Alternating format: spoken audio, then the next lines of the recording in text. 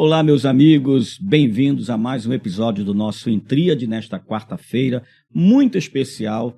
O nosso Intríade vai ao ar todas as quartas-feiras, às 11 horas da manhã. Se você ainda não se inscreveu aqui no nosso canal, dá essa força aí pra gente. Você sabe que aqui nós temos trazido muitos conteúdos que vale a pena ser compartilhado. Você não vai passar vergonha quando compartilhar os nossos conteúdos, porque realmente são muito relevantes, muito importantes, e a gente consegue, então, subsidiar vários temas para vários públicos. Inclusive, o nosso tema de hoje está numa categoria assim, das mais especiais. Hoje vamos tratar sobre o autismo.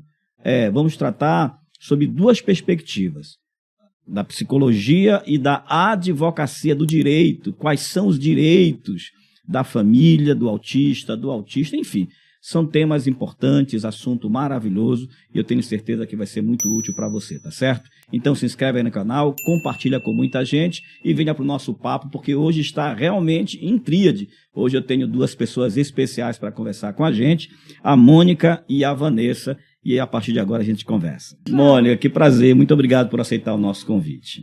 O prazer é meu, né? Uma honra muito grande poder partilhar um pouquinho de conhecimento, né? Ainda mais um tema tão importante que é a saúde mental, né?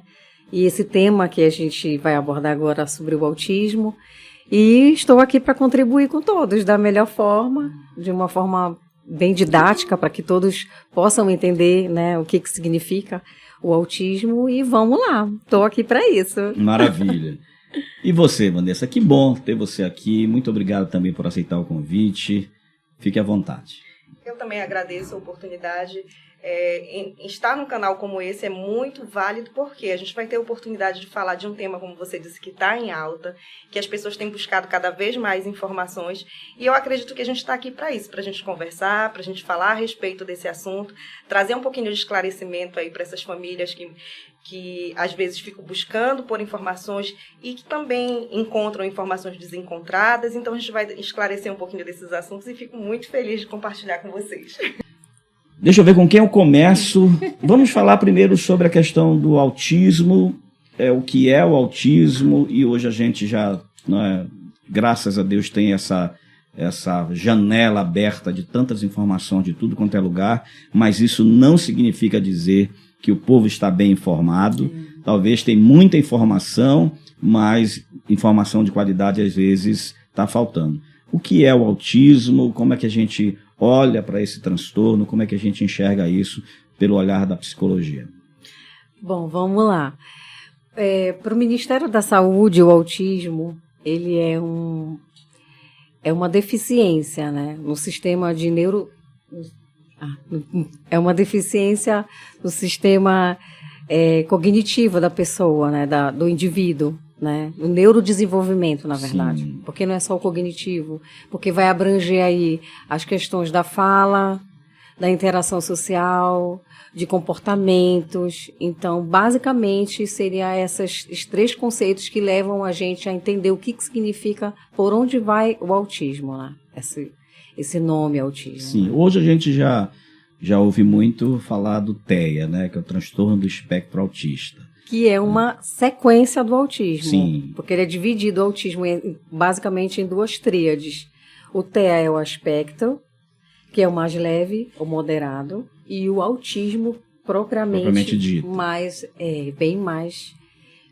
Tem bem mais características, sim, né? Existe uma questão que se coloca muito hoje em dia, hoje nós temos mais pessoas apresentando o autismo, ou hoje o olhar sobre o autismo está um pouco mais atencioso? Porque a gente pode entrar nessa discussão, né? Parece que de um tempo para cá começou todo mundo é autista, né?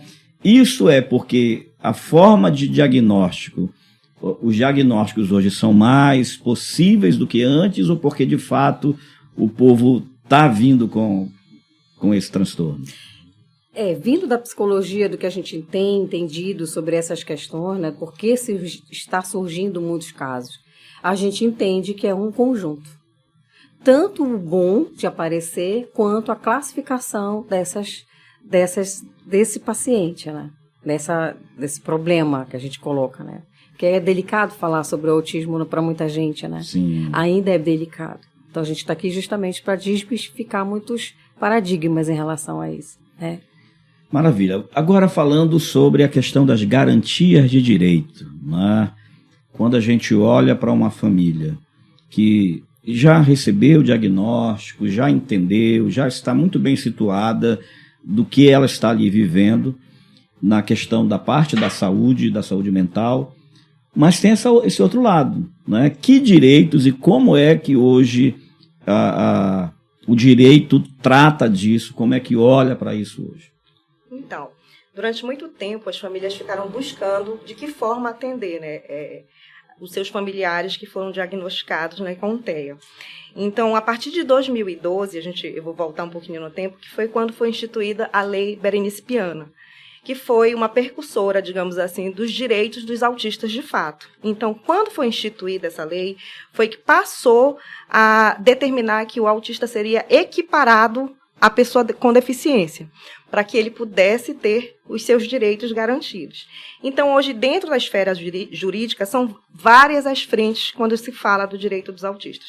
Eles têm direito à medicação, direito com que os planos de saúde ou mesmo a rede pública possa cumprir com as terapias que eles precisam, né, que são prescritas pelos profissionais. Então, o próprio BPC-LOAS, né, que é um benefício assistencial, tem famílias que estão numa extrema vulnerabilidade e que precisa de um apoio nesse sentido. Então, são diversos os direitos.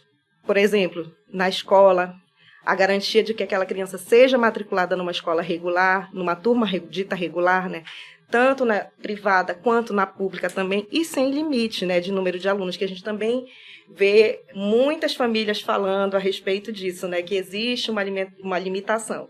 Então, a gente vem com essa questão do mundo jurídico aí para auxiliar, né, essas famílias a garantir os seus direitos e reduzir, como é que eu posso dizer assim,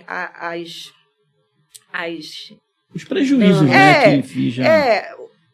Garantir os seus direitos, Sim. De fato, né? Garantir seus direitos, que elas não sejam boicotadas, vamos falar assim. E assim, é claro que por isso existe esse olhar jurídico sobre o tema, porque se depender realmente da boa vontade, né?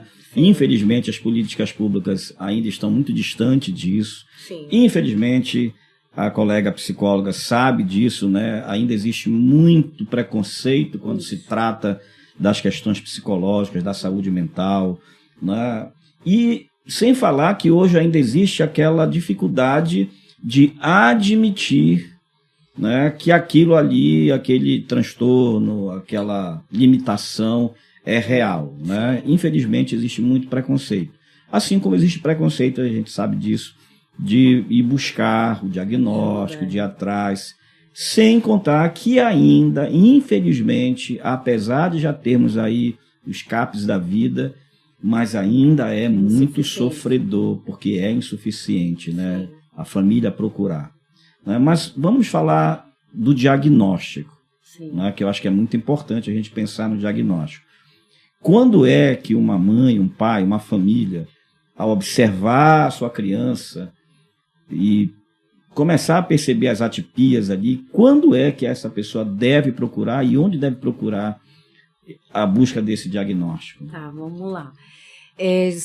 Muito diferente do que as pessoas imaginam, ou pensem, ou falem sobre, pode sim ser possível fazer um diagnóstico nos 3 primeiros meses de vida. Meses não, anos de vida.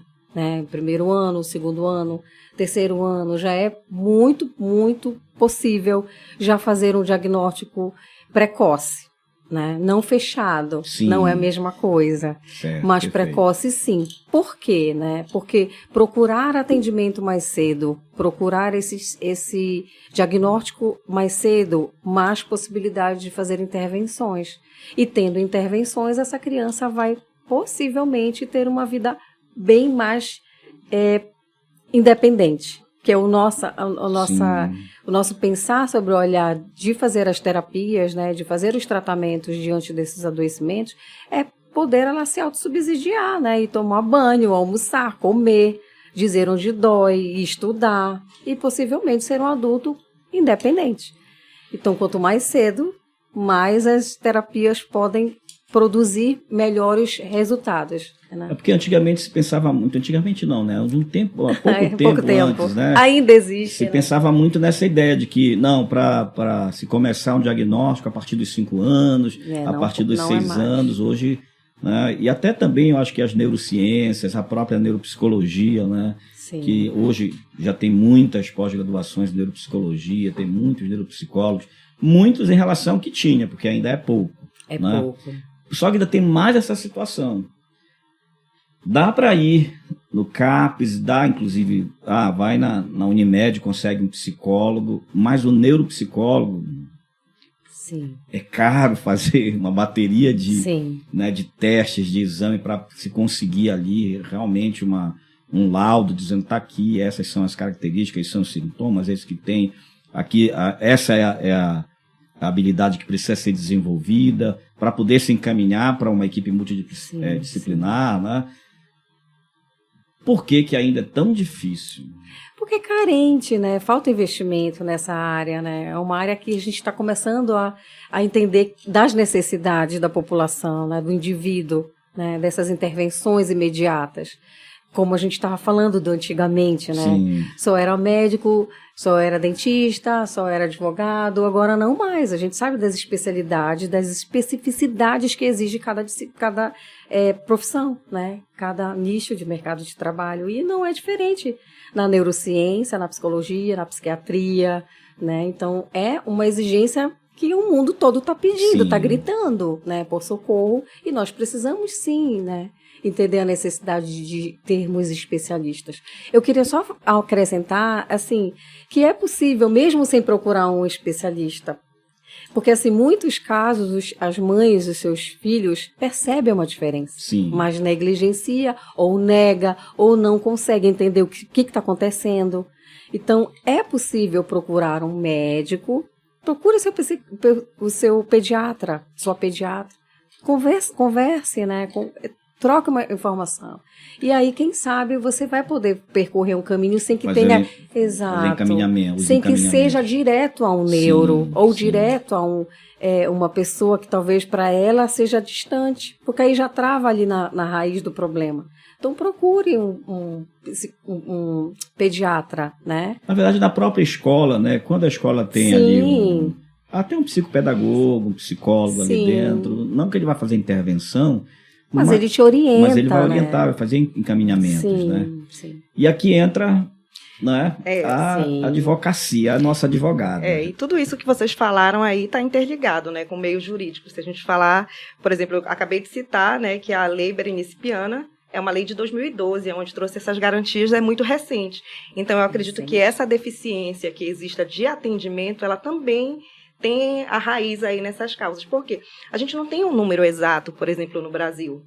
A gente entrou no último censo como questionamento para as famílias, ou seja, agora que a gente vai começar a ter números reais. Mas, por exemplo, existe um dado mundial que fala que é uma criança a cada 54, hoje. Quando lá atrás era uma a cada 1.000, hoje é uma a cada 54. Então, a gente vê que há uma crescente. O diagnóstico talvez é o acesso à informação, as pessoas que estão mais atentas, né? Como falou, não precisa exatamente que um profissional tenha feito esse diagnóstico, mas a questão do diagnóstico, ela se torna importante. Por quê?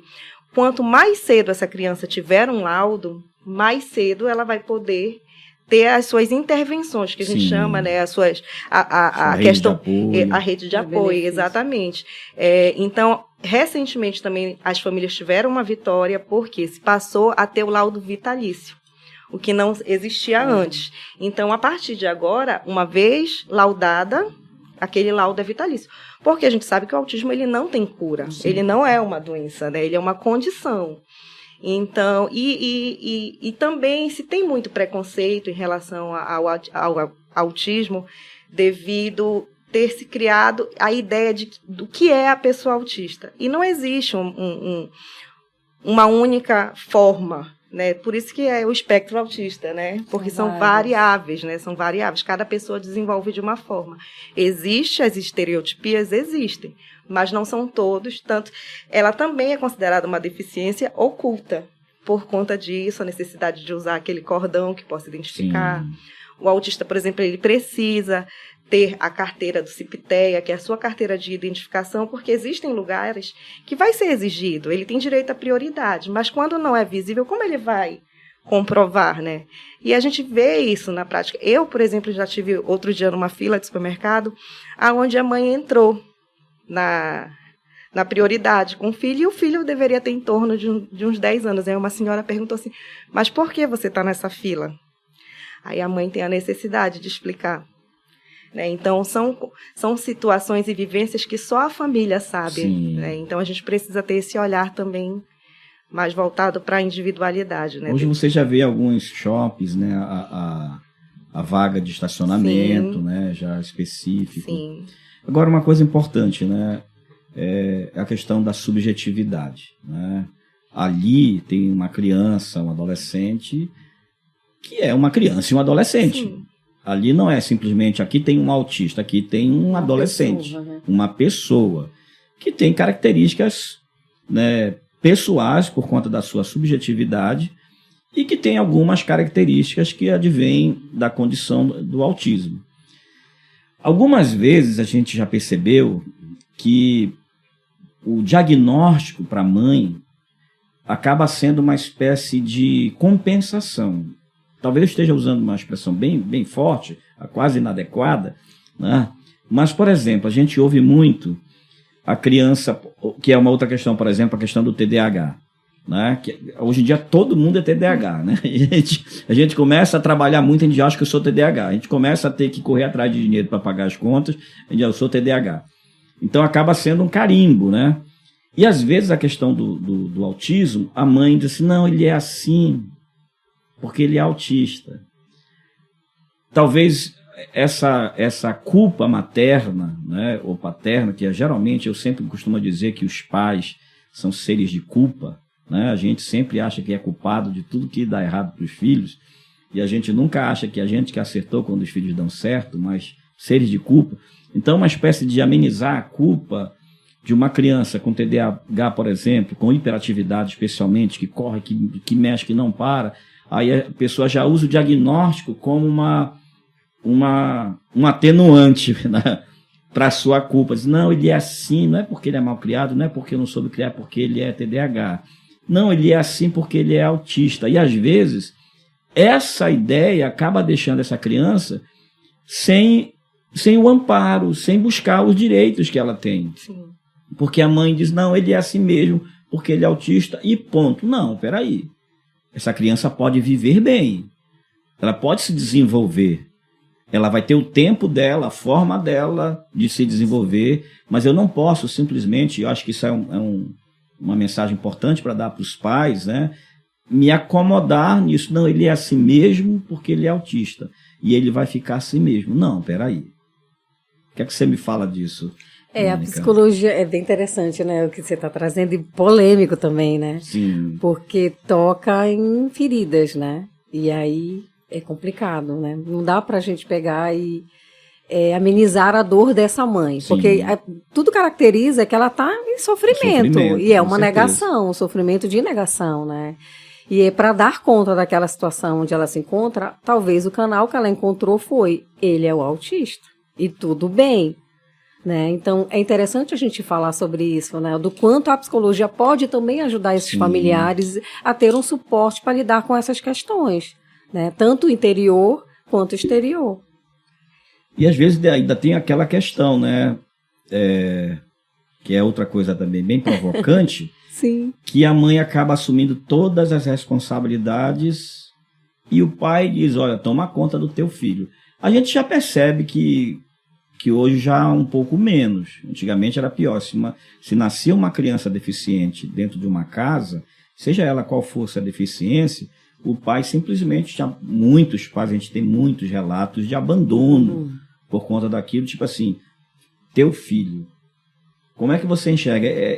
Continua, ainda tem muito disso? Sim, ainda tem muito, é muito triste, é um dado bem assim, ainda machuca muito a gente, né? Porque nós tentamos fazer com que isso não aconteça. Só que a nossa estrutura, né, nós viemos de uma condição bem machista, né, onde a mulher tem um papel, o homem é um papel totalmente inverso. E a gente está lutando para que isso não se equipare, né? Os papéis, eles são iguais para uma criação de um filho.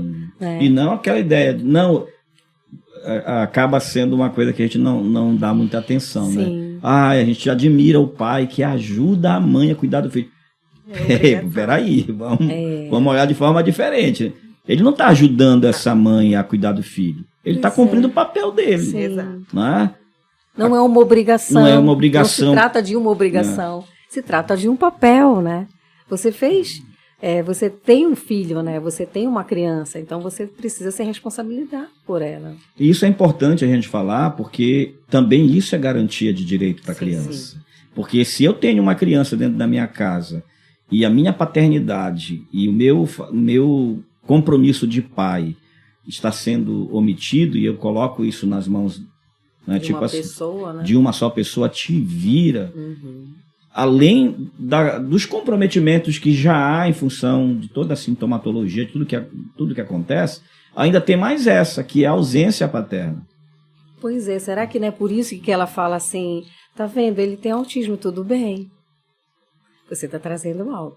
Sim. Será que ela está sem ajuda com esse pai? Será que esse pai está segurando na mão dela para poder fazer alguma coisa por esse filho? Ou ele também largou na mão dela e ela também não tem condição e vai lá e diz... Olha, ele tem autismo, tudo bem? É algo para a gente pensar. Sim, ela não tem os recursos que ela... Né, não tem todo o suporte. Não tem. Muitas não têm. E é por esse o comportamento. A gente ouve muitos relatos assim que chegam a ser pesados mesmo, de famílias que se desfazem a partir do diagnóstico porque o pai não suporta acompanhar. E... aqui a gente fala muito em não romantizar, né, as situações. E o relato das mães é esse mesmo, que quando ela tem um filho diagnosticado, ela acaba sendo solitária, na maioria das vezes, porque ela acaba cumprindo aquele papel de cuidar daquela criança, né, porque a gente sabe que existem níveis diferentes, né, o nível leve, o nível moderado, e o grave. Então, dependendo do grau dessa criança, é a necessidade que ela tem de suporte, né? Do que a gente chama de suporte, de um familiar, de alguém que ajude. Então, a mãe acaba deixando de trabalhar, porque ela precisa dar a atenção necessária que o filho precisa. E a gente vê, sim, essas questões da mãe buscar saber o que ela pode fazer, de que direito ela tem. E isso a gente adentra na questão familiar mesmo, porque... existem pais que acham que porque ajuda financeiramente é o suficiente. Aí a pergunta que gera é, de que maneira eu posso conviver, obrigar esse pai a conviver com esse filho? É pesado, né? A gente ouvir isso, é muito pesado, mas acontece. O pai, ele acaba... Eu sempre digo assim, quando eu escuto isso, né? O que os olhos não veem, o coração não sente. É mais ou menos como se ele fugisse daquela responsabilidade de lidar com aquela situação diária. Porque nem sempre é fácil. A gente fala do autismo e a gente, às vezes, tenta minimizar, mas a gente sabe que a particularidade das famílias, elas são diferentes. Existem histórias de crianças que, aos 5 anos, não são verbais, que a mãe nunca ouviu o filho chamar ela de mãe, por mais que ele tenha até uma comunicação, uma fala, mas ela não é o que a gente chama de fala verbal. Então, por exemplo, eu posso dizer que eu já ouvi um relato de uma mãe dizer que ela tem sonhos, que não é porque o filho dela tem autismo que ela não tem sonhos, que ela sonha em um dia ter uma casa boa, que ela sonha em ter um bom emprego, e que ela sonha em ver o filho dela chamar ela de mãe, que ele tem 5 anos e ela nunca escutou ele chamar ela de mãe. Então... quando a gente olha para as histórias pessoais, para a história particular, então a gente precisa se debruçar sobre aquela situação e ver de que forma a gente pode auxiliar aquela família. Eu, enquanto advogada, olho para o caso e digo, o que eu posso ajudar essa família? É só uma questão de direito? Às vezes aquela mãe ela precisa de alguém para conversar. É verdade. Né? Às vezes ela só busca alguém para conversar, ela precisa de uma amiga. E dentro daquilo que eu posso ter, eu procuro estar o mais próximo possível com as pessoas que me procuram. e entender, porque é aquilo que a gente fala, né? A diferença entre o ouvir e o escutar. Sim. E de que forma, por exemplo, essa mãe pode ajudar esse filho, porque ele pode sim reduzir de nível, né? Com as intervenções a tempo e tudo. Então, eu acho que fica muito na questão do primeiro diagnóstico, né? Logo quando ela tem a notícia que se está fazendo essa investigação, eu acho que é o primeiro baque da família, né? Aquela negação. Sim. E é normal, né? A gente tem que entender que somos seres humanos, é normal. Aquela mãe, ela veio preparada para ter o que a gente chama uma criança neurotípica, né? Ela viveu uma maternidade Sim. normal do dia a dia. E aí, quando ela lida com o diagnóstico, ela sabe que vem... aliás, quando é uma criança, ela vai entendendo ao longo do tempo qual é aquela dinâmica, né, que ela vai viver. A gente vê a primeira reação é essa, né? A mãe começa a perceber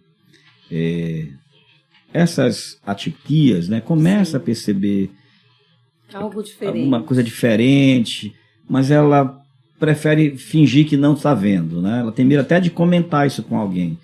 Às vezes não, às vezes a pessoa já está muito bem esclarecida, já está muito bem preparada. Às vezes não teve conhecimento, não teve, mas já sabe que ali tem alguma coisa diferente. E ela começa a observar e, de repente, uma amiga, uma vizinha começa a dizer: já percebeste que teu filho anda assim? Eu tinha lá em pé de casa, tem aquelas conversas de vizinha, né? Pé de casa tem uma pessoa que teve um filho, andava assim, olha, é autismo. Aí essa mãe, a primeira tendência é a negação, né? Não, isso aí depois passa. Aí vê que não passa, aí vai buscar, né, uma forma de diagnosticar. Quando vem o diagnóstico, é esse baque, porque mesmo ela desconfiando, mesmo ela tendo quase certeza, mas ainda dava para negar. Aí chega o diagnóstico, aí é aquela, tá, e agora? O que é que eu faço?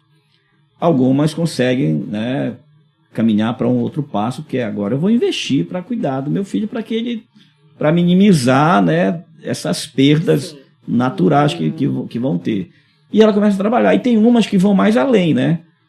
Que elas, além de investirem no filho, elas começam a engajar.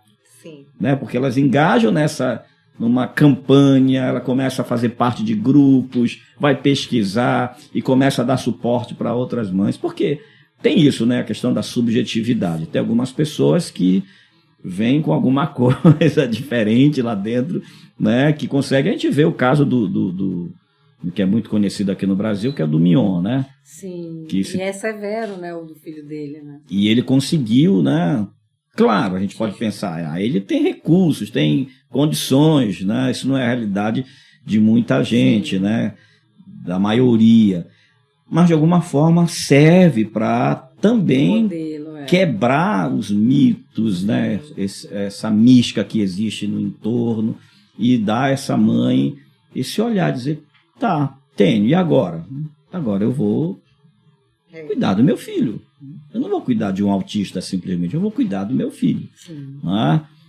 Como é que tu enxergas, por exemplo, essa mãe que é altruísta, conheces? Sim, a gente tem vários exemplos, né? Recentemente agora surgiu essa questão do colocar no Sírio, não teve? Eu vi agora recente umas mães se reunindo para fazer um Sírio diferente para essas crianças.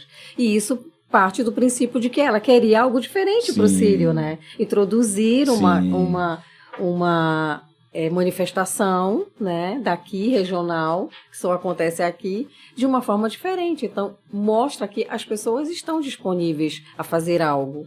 Claro que nem todas, como você traz da questão da subjetividade, mas isso é a personalidade, né? E é muito novo. O autismo é algo muito recente. Então, por ser recente, ainda tem estigmas, ainda tem tabus, ainda tem um drama muito grande por trás.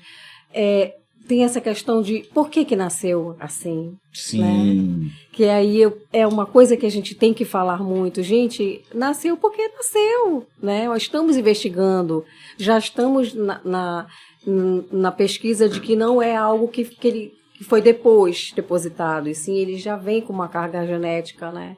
E já vem um traço genético. Então, tem muita coisa que está envolvido as questões do autismo que ainda estamos encaminhando, né? Ainda estamos abrindo portas novas para esse novo momento que a gente está vivendo. Mas o importante é a gente entender que aconteceu, então vamos tratar disso de uma forma diferente, vamos abraçar essa causa de uma forma mais simples, para que possa ter possibilidade de fazer uma retomada, uma mudança de comportamento, né? E tirar o tabu um pouco desse lugar, né? Tentar quebrar essas barreiras, né? Eu acho que é importante falar sobre isso. É importante a gente olhar também a forma de enxergar isso, né?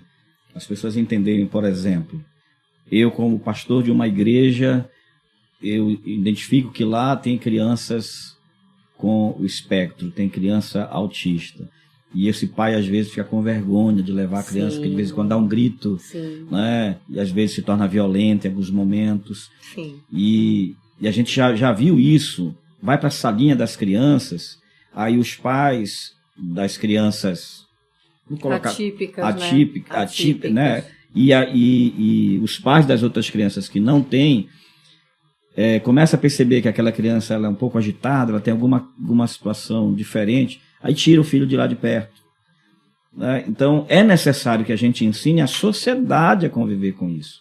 Sim. Uma criança que entra, por exemplo, no salão de culto da igreja, ela entra tapando os ouvidos. Uma pessoa pode olhar e dizer, isso aí, para que isso? A menina... Então tem que ter muito cuidado. Fora, você falou dessa questão, por quê? Às vezes a mãe pergunta, por que comigo? E aí vem, e eu posso falar, eu tenho, vou usar a expressão da moda, eu tenho lugar de fala, né? Sim. Porque lido com a religião, e às vezes a religião vem e coloca que é um karma, coloca que é demônio, coloca que é culpa, alguma coisa errada essa mãe fez. Às vezes, essa mãe é uma mãe solteira, né? E aí o olhar religioso acaba sendo esse, está vendo? É porque veio assim, porque é castigo de Deus.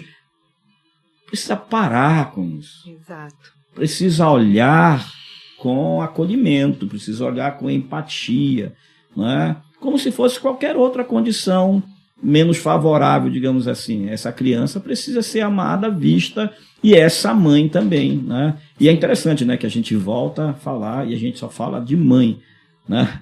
Até a gente mesmo, inconscientemente, a gente acaba falando só da mãe, como se o pai, né? E ainda bem que o Mion é o pai, né, que tomou a frente da...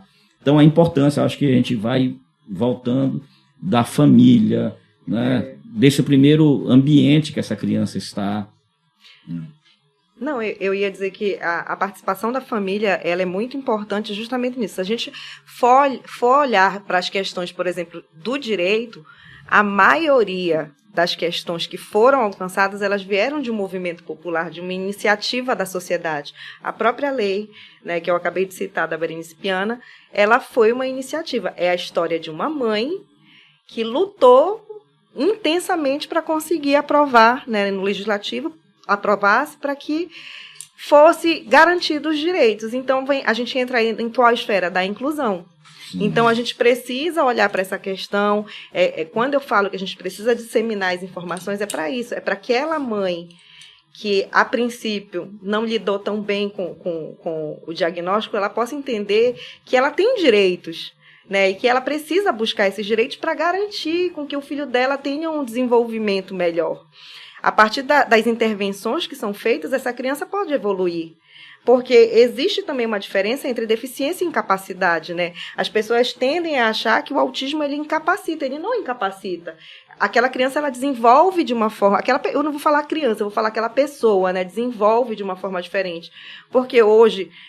a gente fala o aumento, vou voltar na questão do aumento do diagnóstico, é porque as pessoas começaram a olhar e perceber que existem variáveis dessa condição e que um adulto, pessoas adultas, né, podem de repente dizer, mas eu estou me encaixando, né, nessas questões. Sim. E ele vai buscar um diagnóstico e ele encontra esse diagnóstico.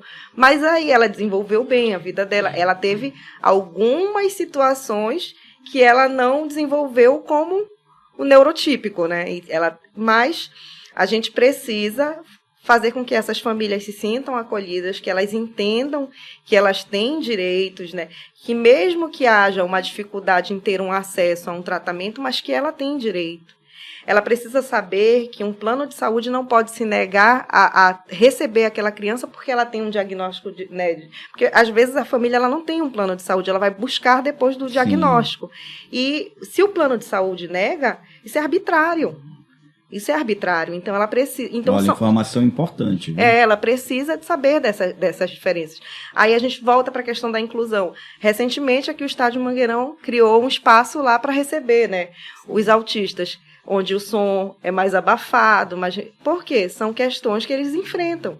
Então, a gente precisa entender que todos nós temos a obrigação de saber, sim, né, para poder entender o outro, para respeitar os direitos do outro, assim como nós gostamos que respeitem, né, os nossos. Sim. Então, eu acredito que seja isso. É uma questão de divulgar, de acolher a família, o pai, a mãe.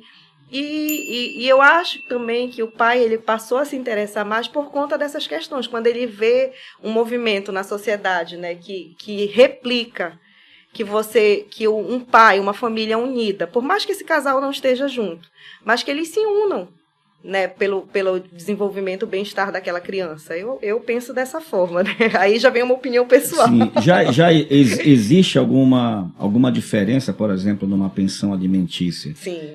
Para uma família com uma criança? Sim. Existe? Existe, sim, existe. Até na questão, por exemplo, do direito previdenciário, numa futura pensão por morte, por exemplo, é um valor diferenciado que pode se lutar para isso. Mas, assim, são questões que a gente precisa olhar para o individual, né? Mas, de uma forma geral, sim, existe sim. Porque essa criança, ela precisa, né, digamos assim, de um tratamento diferenciado. Tem crianças, por exemplo, que elas têm a necessidade de ter uma alimentação especial. Tem crianças que até uma determinada idade elas não comem como o cardápio normal do dia a dia da casa. Ela tem necessidade de uma alimentação especial, uma terapia diferenciada. Às vezes ela precisa de uma medicação para tentar, né, minimizar as questões dos sintomas mesmo, tentar deixar a criança um pouco menos agressiva. Tem crianças que têm, né, essa questão da agressividade, então entra com essas intervenções. Existe habilidades super desenvolvidas, grandes habilidades. Superdotação. Sim, existe, criança, é uma das características, né? Mas não encontradas em todos, né? Alguns têm uma superdotação, inclusive é bem interessante porque é específica, né? Se é matemática, se é biologia, se é ciência. Inclusive, até recentemente eu estava vendo um colega falar de um rapaz que foi diagnosticado autista, tem problemas de comunicação social, Sim. Né? E ele é do grupo do Google e ele ajudou no projeto de mapear, aquele site de mapear, foi ele que fez. Então, ele tem uma mente que ele consegue de cima olhar e criou essa possibilidade. Sim. E ele é um superdotado, mas somente nessa única competência. Sim. Porque na outra competência ele é zero, ele não conversa direito com as pessoas, ele não tem uma boa verbalização. Então, existe sim características de superdotação no transtorno do autista. Chama de hiperfoco. Hiperfoco. Né? O hiperfoco é o olhar dele só nos objetos, né? Por exemplo, ele faz as carreirinhas, as mesmas cores, é hiperfoco. Que é uma característica também do TDAH. O TDAH ele tem o hiperfoco. Tem. Né? Tem estereotipia, que é se balançar, mexer nos braços, que nada mais é do que uma forma dele se organizar. Porque às vezes a gente fica curioso, né, de ver uma criança batendo. Sim. Que droga é aquela? As pessoas vão falar, não, é porque ele está se organizando daquele jeito. E aí é uma forma dele, o que pra gente é escutar uma música, sei lá, mastigar um chiclete, ou então, sei lá, tentar relaxar, pisar no chão, para eles é certos tipos de estereotipia que faz a regulagem.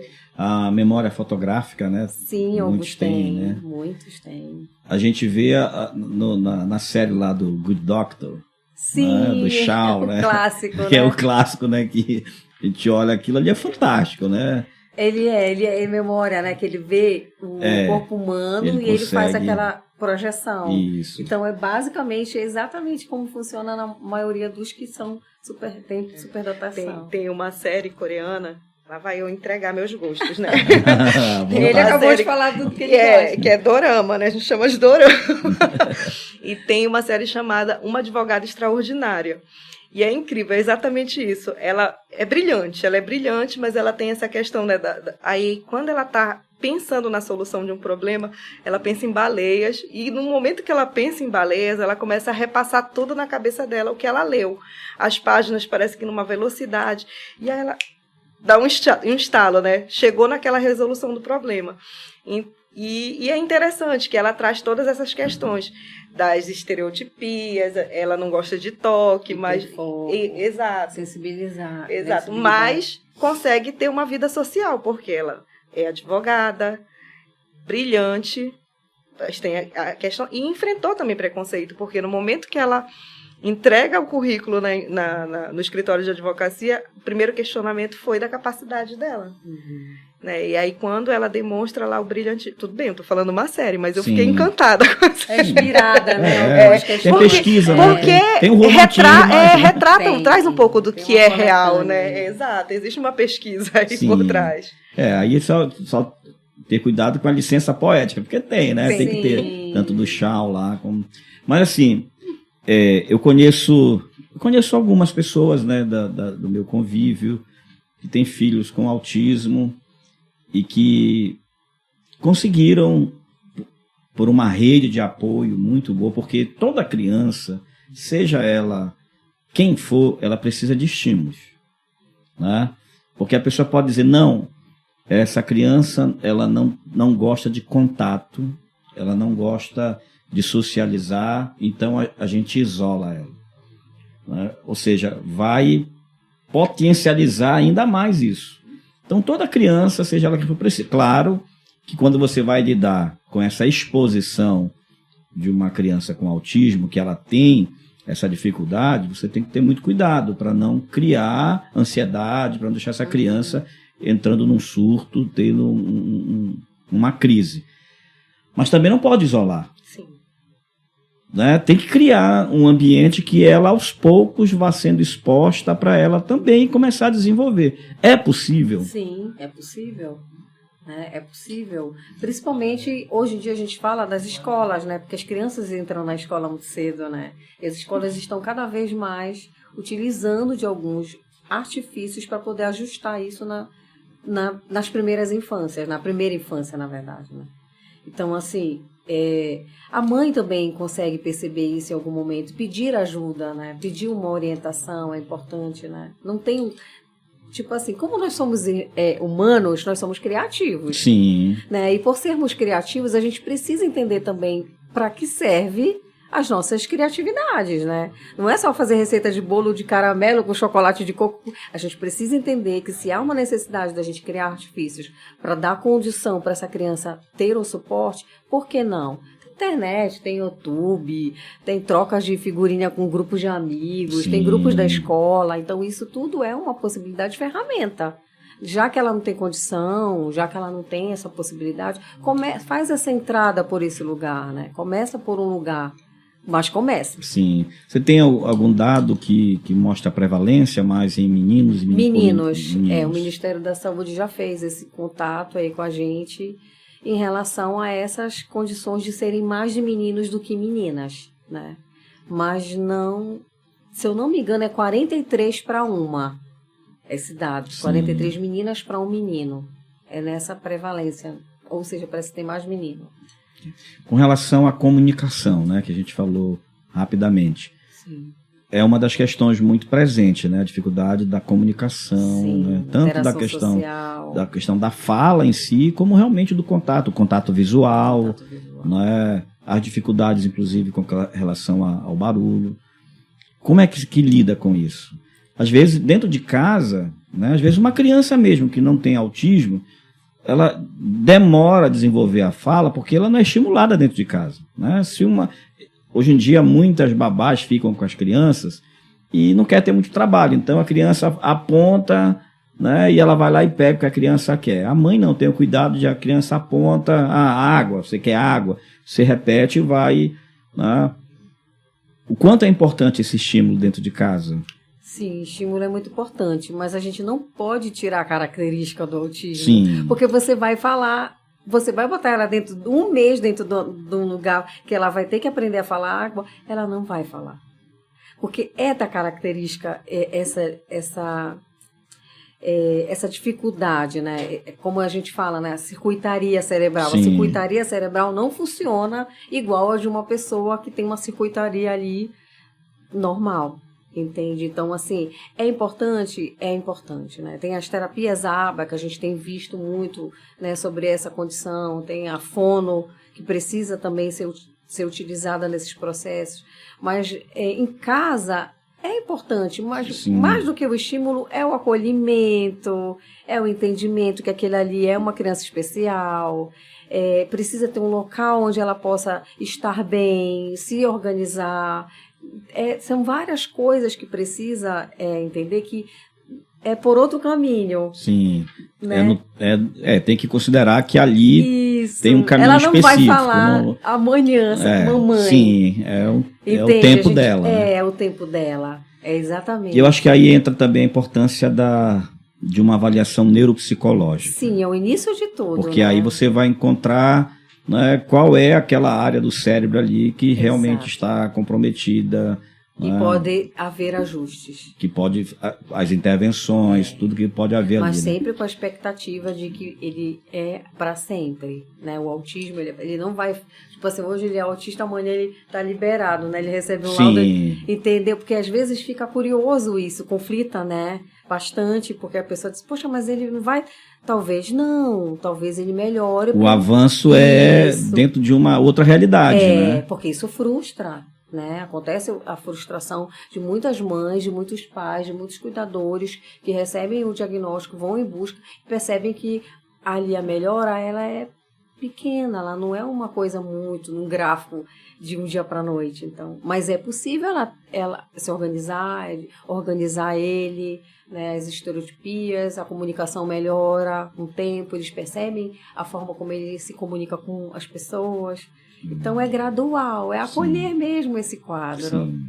Com relação às garantias de direito, você já teve essa experiência, já teve essa situação de, às vezes, alguém de perto, ou um vizinho, ou o professor, alguém que não era ali de perto da criança no sentido da família, que percebeu, mas essa criança não estava tendo o apoio, a família não estava... Acontece. Há denúncia com relação a isso? Sim, por exemplo, assim, a criança, quando ela precisa, né, da autorregulação dela, às vezes ela pula, ela se joga no chão, ela grita. E aí tem vizinhos que não entendem. Por exemplo, tem famílias que o vizinho, de repente, faz uma denúncia porque acha que a criança está sendo maltratada. Ou tem vizinhos que fazem denúncia porque acham que está havendo barulho demais. E existe proteção jurídica para essa família, que existe uma condição diferenciada dentro daquela casa e que os vizinhos têm que respeitar. A questão do barulho, por exemplo, para pessoa com autismo, ela é diferente. Ela é diferente. Porque não tem como você dizer para a pessoa que tem um autismo, olha, você vai gritar de X horário até X horário. Né? Isso não existe. Então, existe uma proteção legal para essa criança. Em relação à própria escola, por exemplo, quando a gente fala, né, dessa interação social, a criança, dependendo do diagnóstico, dependendo da indicação médica, ela pode ter uma ajuda especializada, né? Ela precisa, e é previsto em lei isso, a escola ela tem que ofertar, é aquilo que eu falei atrás, né? Existia uma ideia de que tinha que ter um número mínimo, né, de aluno com deficiência por turma, não existe isso, não existe esse número mínimo, criou essa ideia que não existe. E a criança que precisa do apoio especializado, ela tem esse direito, tanto na rede pública quanto na rede privada. Então, daí a importância da gente difundir, né, essas ideias para que as famílias saibam dos seus direitos. Que a gente acabou de falar mais cedo, né, do Mion. O Mion tem condições, pode achar que por conta da condição...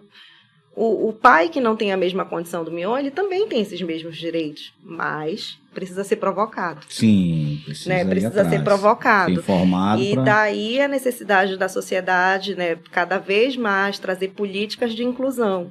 para todos, né? A gente está falando hoje do autismo, mas não é só autismo, né? São todos, né, que necessitam de... E um detalhe, né? Não só textos, né? Mas a prática. Porque às vezes o texto tá bonito. Tá lindo, é verdade. Né? Tá lindo, tá bonito, tá legal, todo mundo fala, mas na prática, porque imagina, por exemplo, uma escola com... Vamos pensar com 30 crianças dentro de uma sala com 10, um terço com problema de autismo. É mais comum do que a gente imagina. Né? Sabia? Como é que é essa equipe? Um professor dá conta? Não. Por isso que eu digo, aí no texto acaba sendo bonito, mas às vezes a pessoa, vou obedecer a lei, como manda, pode matricular quantos forem. Contrata um monitor, que às não vezes... vai ser suficiente. E não vai ser, mas contrata, às vezes não é nem o monitor, às vezes é o rapaz que fica lá, né, o estagiário, chega lá, põe lá dentro só para conter. No primeiro ano do semestre. Né? E às vezes é só para conter. E o trabalho, eu imagino que essa equipe não é uma equipe de contenção, é uma equipe didática, uma equipe vai atuar ali, né? Esse apoio especializado é justamente esse nome, apoio especializado, é para ajudar essa criança na interação social dentro da sala de aula, para, de repente, quando essa criança precisa ir ao banheiro, tem criança que precisa de ajuda, essa pessoa está ali para ajudar. Mas o que é principal disso aí que você falou também é a questão da individualidade do programa educacional dele, que ele também tem direito a um programa educacional individualizado. A prova é diferente. Que a gente chama de POI. Então, são questões que precisa olhar com cuidado, que precisa ser difundida. Eu vou sempre falar e reafirmar isso, porque é necessário que a gente faça, né, essa divulgação, essa disseminação, para que as pessoas conheçam os seus direitos mesmo. E a interação social, ela parte a partir de casa, né? Justamente quando você fala que hoje em dia eu digo assim, que as maiores defensoras dos direitos são as próprias famílias. Quando a família, ela briga para que o filho esteja com essa interação social, porque ela entende a necessidade. E a gente tem que ter também um olhar bem cuidadoso, porque elas estão cada vez mais informadas também, né? A mãe que é engajada, o pai que é engajado, ele vai, ele pesquisa, ele busca informação. Quando você senta para conversar com o pai, você pensa que é um médico. A mãe pensa que é um médico porque ele domina já, né, aqueles termos técnicos da medicina e tudo, porque ele acompanha de perto. E eu acho isso super interessante, porque isso fomenta a gente, né? Quem trabalha, né, na área e tudo, assim, fomenta a gente a buscar também cada vez mais essas informações. Perfeito. Vamos falar de algumas características, né? Porque eu acho que a gente falou bastante, né, sobre vários pontos, mas eu acho que uma pessoa, quando começa a observar que características são mais comuns, né, para você já de cara, assim, dar uma olhada e perceber. É claro que é muito perigoso a gente falar isso. É muito arriscado, o pessoal vai para a internet, tem uma dorzinha de cabeça, já coloca dor de cabeça do lado direito. Aí já sai de lá passando mal, né? Morrendo. Né? Porque um diagnóstico não é só uma lista de sintomas. Tem os sintomas que tem que ser excluídos, que não tem que estar presente nesse, naquele. Mas, assim, de forma muito, muito básica, muito basilar, quais seriam as principais características? O autismo, a principal característica é a falta de interação social. É tipo, vamos dar um exemplo, né, para ficar fácil, né? Uma criança, Pedrinho, de 1 ano e meio, de 1 ano de idade. Pedrinho, ele nem olha. Pedrinho, ele não olha. Pedrinho, não olha. Mas se você for na sala e colocar uma música que ele está acostumado a ouvir, ele na mesma hora vai correr. Então tem uma diferença aí, né? Tem uma estranheza, né? Como é que eu chamo o Pedrinho para passear, eu chamo o Pedrinho para tomar sorvete, ele não liga para mim. Mas quando eu ligo o som da musiquinha que ele toca, ele corre lá. Então é algo diferente, né? Então a gente pode dar um exemplo, né? A questão sensorial, né? Como a gente estava falando, né? Os estímulos para eles é em alto nível. Muita música para ele é um som baixinho para a gente. Então, isso também é uma questão que a gente observa. Hipersensibilidade auditiva, né? Demais, assim. Tanto é que os ambientes agora já estão disponibilizando, acho que o shopping, o tapa som, né? Tem um fonezinho que é justamente porque, tu imagina, no shopping é barulho de trenzinho, é barulho de pipoca, é barulho de criança, é barulho de porta aberta, de música ambiente, das pessoas falando. Então, isso também é uma característica, né, dessa sensibilidade. Os alimentos, muitos deles não comem qualquer alimento que nós costumamos comer, né? O pastoso para eles pode ser extremamente irritante, o crocante pode ser insuportável, o que para a gente é gostoso, uma milanesa aí, para eles nem pensar, né? Então, é muito também a questão da forma como eles conduzem essa questão do sensorial. E os atípicos e os estereotipados, né? Que é o movimento circular, muito movimento circular, batendo para se autorregular, né? Ou então de autoagressão. Muitos deles também têm uma característica de autoagressão muito forte, muito presente, quando não são entendidos, né? Quando não são compreendidos, quando eles estão querendo se comunicar e não conseguem. A frustração é muito Exato. cruel, né, para eles. Então, isso também é um dado que a gente percebe que também está incluído nessas características. E tem algumas outras, né? O andar nas pontas dos pés. O andar nas né? pontas dos pés, né? Que necessariamente não é do autismo, né? Ajusta umas outras síndromes como não é Tourette, é uma parecida que chama... acho que fugiu agora também, que as pessoas confundem o autismo com ela. Né? Então, tem algumas questões ali mínimas e quando a gente vai observar no geral, é sim uma criança diferente. Sim. Tem características bem peculiares. Os rituais, né? Os rituais, né? De que tipo vai se vestir, as cores das roupas, né? Essa questão a gente está começando a entender que eles também já estão separando, porque eles já separam os lápis, mas até agora as roupas eles já estão separando. Né? Um brinquedo, né? Tem um filme também já, não é um filme novo, eu acho que Meu Nome é Khan, acho que é esse o nome, eu acho que é um indiano, ou ele é, não é indiano, ele é do Oriente Médio. Sim. E ele é autista, então ele casa, só que tudo tem ritual, né?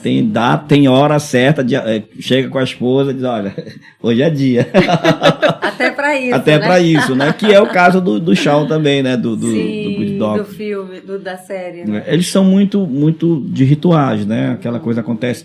Tem uns que gostam muito da ideia do circular, né? Sim, gostam muito. Gostam dos planetas. Nós conhecemos um que gosta muito dos planetas. Ele desenha um negócio assim fascinante para ele. Eu conheço uma que ela não é verbal, como a gente chama, porque ela não comunica exatamente o que ela quer, mas ela canta, coloca a música, ela canta tudo. Tem aquele programa, né, três palavrinhas, né? Ela canta todos os corinhos dos 3 palavrinhas. Mas não fala. Mas não conversa. Por exemplo, se tiver água aqui, ela não sabe pedir a água, ela não sabe, por exemplo, dizer que ela está com fome, não, mas ela canta. É interessante, né? Nós tivemos aqui na escola de adoradores, um aluno de bateria, e ele tinha autismo. Então, imagina que é o barulho, mas ele, de alguma forma, era a única coisa que ele conseguia querer mesmo, né, fora do que era mais comum. E ele vinha, e o professor teve a sensibilidade na época de criar alguma forma de acessar, realmente poder manter uma interação com ele. E levou um tecladinho para dentro da sala. Então, ele obedecia a todos os comandos do professor, né, bem naquele perfil bem dele mesmo. E um dia o professor tocou no teclado e isso chamou a atenção dele. Então, através disso, o professor teve mais condições de fazer a interação com ele. Porque aquilo foi diferente para ele. Uma chave, né? Exatamente, foi a chave para abrir essa interação social. E isso é muito importante, essa atenção, né, nesses detalhes, às vezes, de você perceber que há uma resposta pela forma como você fala. Às vezes você não consegue manter a interação social daquele jeito, você vai criando algumas possibilidades, sempre observando aquilo que você falou ainda há pouco, né? Nunca vai ser igual ao que o dito normal, né? O dito normal, nunca vai ser. Mas é importante a gente entender que há um processo E a gente vai ficar o tempo todo estudando, né? Sempre. Observando. Sempre. Investindo, né? E outra coisa muito importante, eu acho que é uma mensagem para os pais, né? Para quem cuida, muito importante. O personagem mais importante nessa história é a criança. Sim. Então, toda a atenção é para essa criança. Não significa dizer, lógico, que essa mãe e que esse pai não têm que ser amparados. Sim. Eles têm que ser amparados. Mas até mesmo o fato de amparar esse pai e essa mãe vai facilitar para que essa criança tenha um ambiente melhor de desenvolvimento. Isso aí. Tá? Então, muito importante a gente entender isso, porque às vezes se olha para essa criança como um estorvo dentro de casa, né? E às vezes até os próprios tios fazem diferença, às vezes ele trata melhor, acaba segregando, né? Nem te chamei porque eu sei que você não consegue ir. Não, peraí. Né? Por isso que o que você falou é muito importante. Divulgar, né? Ensinar. Vamos falar sobre isso, vamos falar e falar muito, né? E vamos deixar de ter apenas textos bonitos, mas vamos, né, para a ação, para a prática, vamos atrás, né, de ensinar. E essa mãe e esse pai que já aprenderam, né, a manha daquilo ali, daquele tratamento, porque de fato a gente encontra, e infelizmente, vou bater novamente, infelizmente na maioria dos casos é a mãe, né? É a mãe que às vezes tem que deixar o emprego, e era isso que eu estava aqui para eu me lembrar, uma pergunta que eu ia te fazer, é a mãe que tem que deixar o emprego e o pai vai trabalhar, a mãe que tem que deixar o emprego para dar conta dessa criança. Aqui entra isso. Se essa mãe, ela é uma mãe que não tem mais o marido e ela trabalha, mas ela não tem com quem deixar o filho, ela não tem suporte para essa criança, a lei ampara essa mãe, como é que fica? Quais são os direitos dessa mãe? Olha, a gente precisa analisar o caso concreto. Por quê? Por exemplo, se essa mãe ganha um salário mínimo, aí eu preciso saber quantas pessoas tem nessa casa, além da criança e da mãe, se existe mais alguém. Porque a gente tem critérios de renda aí para o BPC Loas, que é um benefício assistencial, Sim. que ele vem com essa intenção de ajudar, né, essas famílias. Por exemplo, o que eu penso? Eu, como advogada, vou olhar para o caso concreto e vou ver quais são os gastos que essa família tem, né? Então, a gente pode modular essa questão da renda. Se essa mãe recebe um salário, além desse filho, ela tem um outro filho, a gente vai fazer uma divisão dessa renda e verificar. Por quê? O critério da lei hoje é 1/4 do salário mínimo. Eu nunca gravo valores, hein? Mas se a gente fizer uma continha aí, vai dar uns 360 do que é o salário mínimo hoje. Sim. Imagina só, R$360 por pessoa é o que é permitido por lei para que você tenha direito a um benefício desse. Quem que vive, né? Mas muita gente vive com 1/4 do salário mínimo. Ultrapassei um pouco isso. Ultrapassou até quanto? Meio salário, mas aí a gente vai ver quais são os gastos. É meio complexo, assim, parece meio complexo. É por isso que eu digo que a gente tem que olhar o caso concreto. Mas, fazendo a análise, talvez essa mãe faça jus a esse benefício, que é o benefício para a criança, na realidade, né? Ele não vai para a mãe. O pedido é feito em nome da criança. E esse dinheiro vai ajudar, né, com que a mãe pague alguém para que possa tomar conta da criança, para que ela possa manter, né, um trabalho. E no trabalho? Existe alguma garantia? Olha, hoje para os servidores federais já existe a garantia da redução de horário, de jornada de trabalho, em até 50% do tempo. E isso para os servidores federais. Eles vão lá, vão fazer um pedido administrativo, né, no órgão que ele é ligado e provavelmente logo vai ser concedido. Exato. Se esse servidor for da esfera municipal ou estadual, a gente tem que verificar a legislação, se tem direito, mas se não tiver, tá perdido, não. Aí a gente vai entrar acionar o judiciário. Caso não haja uma previsão legal, a gente vai acionar o judiciário para que esse pai... E no privado? E no privado, a gente também vai para discussão. Mas assim, o que tem hoje de garantia é para o servidor federal, já é garantido.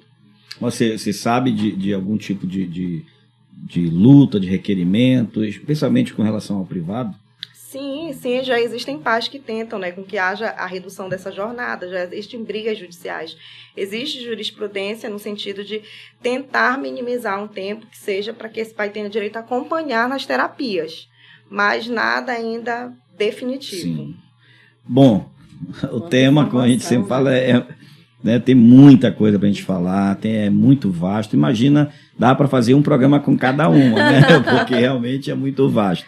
Mas a gente precisa encerrar, né? Eu acredito que a gente conseguiu trazer muitas informações, né?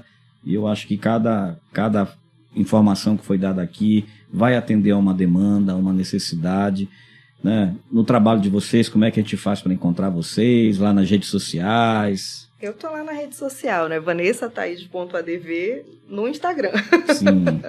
E você? Eu também. Eu tô na rede social, Mônica Cristina, psicóloga Mônica Cristina Martins. Trabalho num grupo terapêutico, né? Vocês trabalham juntas? Vocês têm? Eu tenho um grupo terapêutico na UAB, de todas as terças-feiras. Ótimo. E aí a gente faz um trabalho lá, né? Reúne pessoas e a gente Eu vou lá no grupo falar, né? Que dia vai pro ar o programa? Dia 30, já vai ter passado o dia do psicólogo, né? Sim. Mas eu já vou deixar aqui meus parabéns para ti. Imagina, né, muito obrigada, foi muito legal isso. Acho que tem que haver mais esses podcasts, né, com esses temas, né, essa temática da saúde mental. Mas eu achei fantástico. Eles podem contar comigo para as próximas. Maravilha, vou chamar vocês. Eu também fico muito grata assim, de poder falar desse tema. Eu até, antes de vir para cá, disse que eu ia falar de assuntos que aquecem meu coração. E, de fato, tem questões pessoais. Muitas vezes, quando a gente trabalha com determinadas áreas, né, existe uma questão pessoal. Então, tem uma questão pessoal na minha família. Existem os atravessamentos. Exato, que trouxe para o interesse maior ainda de estudar sobre o tema, porque... são, como é que eu posso dizer assim, são questões que nos movem, né, a olhar assim para aquela situação, porque talvez assim, é difícil ver alguém que trabalha com uma área muito específica que não tenha tido algum contato, né, de alguma forma pessoal. Eu vejo dessa forma. Todos os que eu conheço assim, tiveram algum contato de questões pessoais assim para se debruçar sobre o tema. E na verdade a gente ouviu falar muito sobre a humanização, por exemplo, da medicina, né? O pessoal, medicina humanizada, né? Se falou muito sobre isso e às vezes a gente esquece que toda a profissão deve ser humanizada. Deve ser humanizada, né? Que toda a ciência, ela tem que pensar no ser humano, né? Eu não posso simplesmente estar aqui num programa como esse e abrir e investir, sair de segunda-feira da minha casa, vir para cá, montar um estúdio, né? Estou pensando em ganhar dinheiro. Eu não ganho dinheiro com isso aqui. Espero um dia ganhar. Mas não adianta eu fazer tudo isso se eu não tiver como proposta primeva, né, basilar, o subsidiar o ser humano. Ser um canal para atender ao próximo, para atender ao outro, né? Quando a gente está diante de um paciente, com um psicólogo, e aquela pessoa que está ali é um ser humano, igualzinho a você, que tem uma demanda que você está ali para, de alguma forma, tentar amenizar, reorientar, ajudar, né?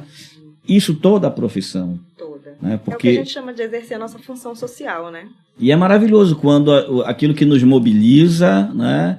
Aquilo que nos toca, aquilo que tem a ver também com... É claro que às vezes a gente precisa fazer uma suspensão para poder dar conta, né? Daquela demanda que vem diante de nós, mas não existe nada melhor do que quando você também consegue colocar o seu afeto naquilo que você oferece como serviço, como atendimento. Isso é muito importante.